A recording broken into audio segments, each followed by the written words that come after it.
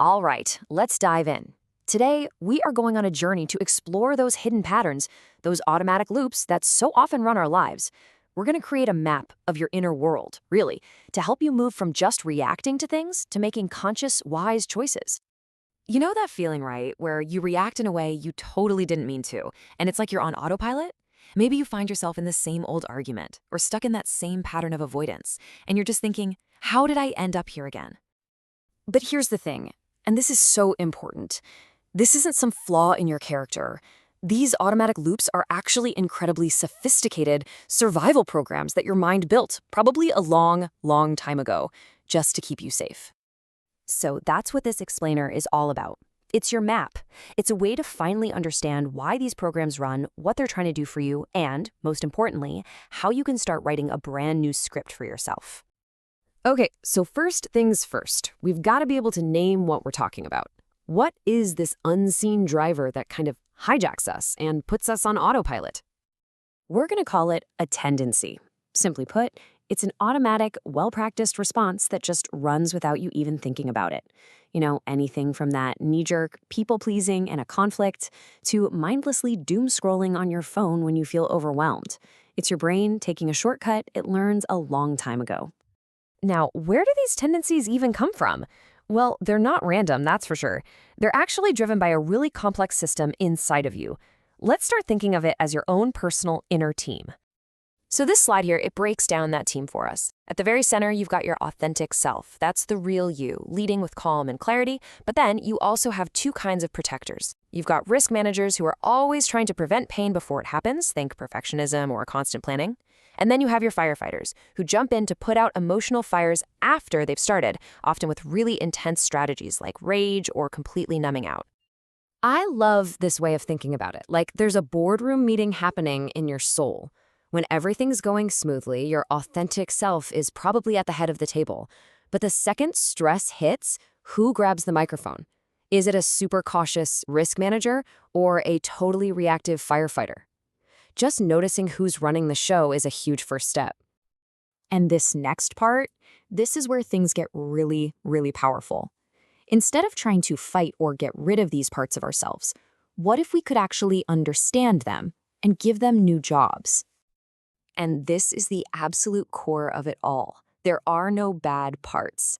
Those protective strategies, even the ones that cause you trouble now, were once a genius solution for a younger you. They don't need to be fired. They just need to be understood and given a new, more helpful role in your life today. So, what does this actually look like? Well, let's get practical. That part of you that learned to be invisible to stay safe, it can be redeemed and become a wise, anointed observer. That overachiever part that's so exhausted, it can become a fearless trier, someone who's free to try new things without their entire self-worth being on the line. See? It's about transforming your strengths, not getting rid of them. This whole transformation, it really happens deep down, at the level of our core beliefs. So often, we're operating from these old, unconscious vows we made to ourselves, like, I'm powerless unless I fight for everything. The real work here is to consciously replace that with a new, empowering value. A belief like, I already carry my own God-given agency. It's like swapping out your old, glitchy operating system for a brand new one. You know, sometimes it takes hitting a wall, a collapse, for us to even see these old vows clearly. But that breakdown, it isn't failure, not at all. It can be an invitation, an opportunity to finally bring our pain out into the open and discover a whole new way forward. Okay, so that's the why, but what about the how? How do you actually do this when you're stressed and in the middle of it all? Let's shift from the theory and get into a really practical toolkit. It all starts with awareness. You can't change what you can't see. And your most powerful tool for creating that awareness is the pause.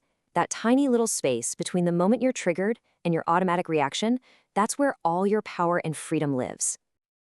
And here's a super simple 4-step flow you can use right in that pause. First, just notice. Notice which part of you is showing up. Ah, there's my inner people pleaser. Second, name the core need it's trying to meet.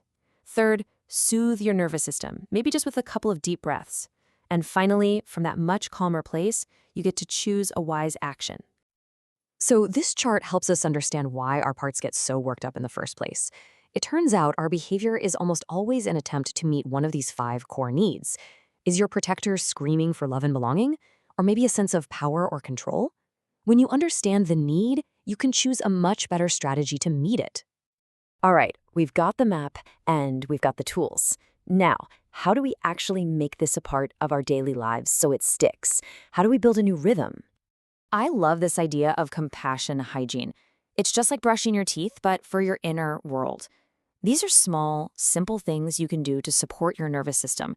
A quick body scan, drinking a glass of water, taking a few deep breaths, or even what's called a joy microdose, just listening to 30 seconds of your favorite song.